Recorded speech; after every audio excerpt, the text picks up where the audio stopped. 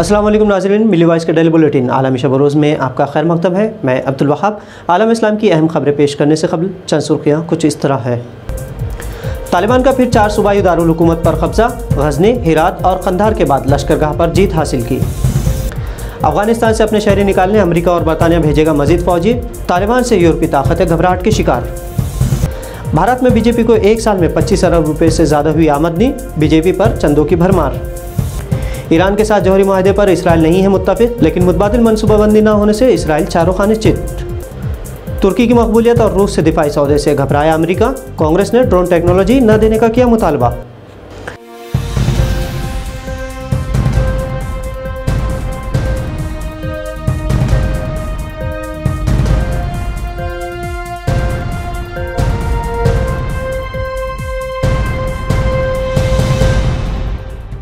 तालिबान ने अफगानिस्तान के मज़ीद शहरों पर कब्जा कर लिया है। हेरात के बाद अब तालिबान अफगानिस्तान के दूसरे बड़े शहर कंधार पर भी काबिज हो चुके हैं।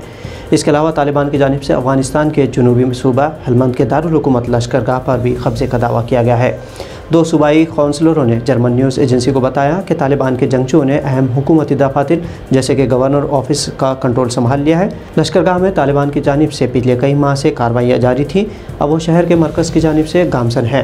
इधर मकामी एहलकारों ने कंधार पर तालिबान के कब्जे की तस्दीक कर दी है, ताहम कंधार का हवाई अड्डा अभी भी अफगान हुकूमत के ज़ेर कंट्रोल है। अफगानिस्तान में साबिक़ में नेटो में मौजूद एक जर्मन जनरल का कहना है कि अफगानिस्तान में अफगान फोर्सेस के तकरीबन 2 लाख ऐसे फ़ौजी मौजूद हैं जिनके पास असला है और उन्होंने अमरीकियों और जर्मनों और दीगर मुल्कों से तरबियत हासिल भी की है।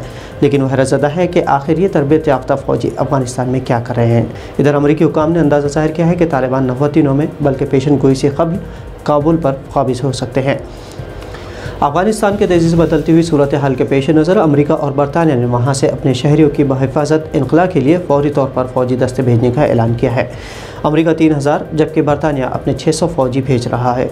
अमेरिकी महकमा ख़ारजा के तर्जुमान नेड प्राइस ने कहा कि काबुल के अमरीकी सफारत खाने में तैनात सिविलियन अमले में कुछ कमी की जा रही है और कुछ अरकान को वापस बुलाया जा रहा है।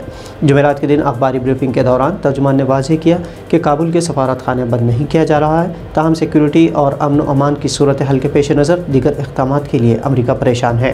इधर अमरीकी अहदेदारों ने बताया है कि अमरीका अपने 3000 इजाफी फ़ौजी अफगानिस्तान में भेज रहा है, जो काबुल में अमरीकी सफारती अमले के इनखला में मदद करेंगे। दूसरी तरफ बरतानिया की वजारत दिफा ने कहा कि मुख्तसर वक्त के लिए 600 बरतानवी फ़ौजी अफगानिस्तान भेजने जा रहे हैं, जो अफगानिस्तान में तालिबान की पेशकदमी के बाद सिक्योरिटी की सूरत हाल पर बढ़ती हुई तशवीश के सबब बरतानवी शहरों को मुल्क से निकालने में मदद करेंगे। जुमेरात के रोज़ तालिबान ने अफगानिस्तान के 2 बड़े शहर हेरात और कंधार पर कब्जा कर लिया है। मई में अमरीकी अफवाज के इनखला के बाद तालिबान के शहरों पर आए दिन कब्जे की खबरें मौसूल हो रही हैं। भारतीय इलेक्शन कमीशन की तरफ से जारी करदा रिपोर्ट के मुताबिक माली साल 2019-20 के दौरान फ़रोख्त होने वाले 33 अरब 55 करोड़ रुपए के इलेक्ट्रल बॉन्ड्स का तकरीबन 3/4 हिस्सा यानी 76% हुक्मरान भारतीय जनता पार्टी को मिला। अपोजिशन जमात कांग्रेस के हिस्से में सिर्फ 9% ही आए। इलेक्ट्रल बॉन्ड्स करेंसी नोट की तरह है, सियासी जमातों को चंदा देने के लिए एक माली कानूनी दस्तावेज़ात है जिसे कोई भी भारतीय शहरी या भारत में registered company state bank of India की मखसूस शाखों से ख़रीद सकती है। कोई शहरी या कॉरपोरेट इदारा इस बॉन्ड को अपनी पसंद के मुताबिक किसी अहल सियासी जमात को अतिया कर सकता है। गो के बॉन्ड्स खरीदने वाले को बैंक को अपने बारे में तफसीलात फराहम करनी पड़ती है, जिसे KYC कहा जाता है। ताहम चंदा देने वाले फ़र्द या कंपनी का नाम सग़ैर रास में रखा जाता है। इससे वोटरों को ये कभी नहीं पता चल पाता कि किसी शख्स, कंपनी या तंजीम ने किस पार्टी को कितना चंदा दिया है। मज़कूरा माली साल के दौरान फ़रोख्त होने वाले 33 अरब 55 करोड़ रुपए में से बीजेपी को 25 अरब 55 करोड़ रुपए मिले हैं, जो कि उससे एक बरस कबल के मुकाबले में 75% ज़्यादा है। इधर नेशनलिस्ट कांग्रेस पार्टी यानी NCP को 29.25 करोड़ रुपए, शिवसेना को 41 करोड़ रुपए, DMK को 45 करोड़, राष्ट्रीय जनता दल को 2.5 करोड़ और आम आदमी पार्टी को 18 करोड़ रुपए इलेक्टोरल बॉन्ड के ज़रिए बतौर चंदा वसूल हुए। साल 2018-19 में भी बीजेपी को 1450 करोड़ रुपए मिले थे। कांग्रेस की झोली में सिर्फ 3 अरब 18 करोड़ रुपए आए, जो इससे पिछले साल के मुकाबले 17% कम है। इसराइली वज़ीर ख़ारजा यार लपीद ने जुमेरात को इस बात पर जोर दिया है कि वो ईरान के साथ जौहरी माहदे की हिमायत नहीं करते, लेकिन फ़िलहाल इसराइल के पास कोई मुतबादिल मनसूबा भी मौजूद नहीं है। लपीद का ये बयान उनके मराकश दौरे के दौरान सामने आया, जहाँ उन्होंने ऐलान किया कि इसराइल और मराकश अपने सफारती ताल्लुकात फ़रोग़ देने के लिए दोनों तरफ सफारत खाने खोलने का इरादा रखते हैं। इस दौरान इसराइल और मराकश के दरमियान 3 मुआहदे भी हुए। ईरान के जौहरी मुआहदे के बारे में लिपिद ने कहा कि उन्हें इससे बेहतर कोई मुतबादिल नज़र नहीं आता। उन्होंने मज़ीद कहा कि मैं मुआहदे की हिमायत नहीं करता, मैं समझता हूँ कि ये एक गलत मुआहदा है। लिपिद ने मज़ीद कहा कि एक आम बैनुल अक़वामी ख़याल है कि ईरान के साथ एक मुआहदा बयाना मुज़ाकरात के ज़रिए तय पाया जाएगा। मुआहदे से पहले सख्त की रहनुमा इब्राहिम रईसी ने तेहरान में इक़्तिदार संभाल लिया।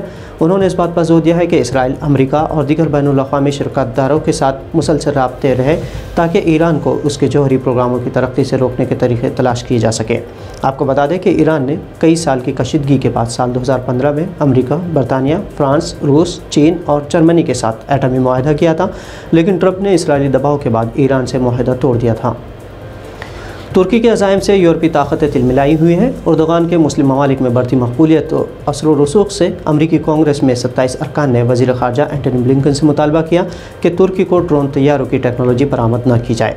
तुर्क अखबार ज़मान के मुताबिक अमरीकी अरकान कांग्रेस ने वाज़ेह किया कि वाशिंगटन की बरामद करदा टेक्नोलॉजी से तुर्की जो ड्रोन तैयारे तैयार कर रहा है वो अमरीका ही के मफादात, हलीफ़ों और शराकतदारों के लिए ख़तरा बन रहे हैं। बकौल अमरीकी अरकान कांग्रेस ये कई ममालिक में अदम इस्तेहकाम का भी बायस बन रहे हैं। आपको बता दें कि तुर्की ने गुज़िश्ता बरस सितंबर में काराबाख में आर्मीनिया के साथ तनाज़े के दौरान ड्रोन तैयारे आज़रबाईजान भेजे थे, जिससे आर्मीनियाई दहशतगर्दों को शिकस्त फाश हुई थी। इसी तरह तुर्की के ड्रोन तैयारों ने लीबिया की जंग में भी अहम किरदार अदा किया।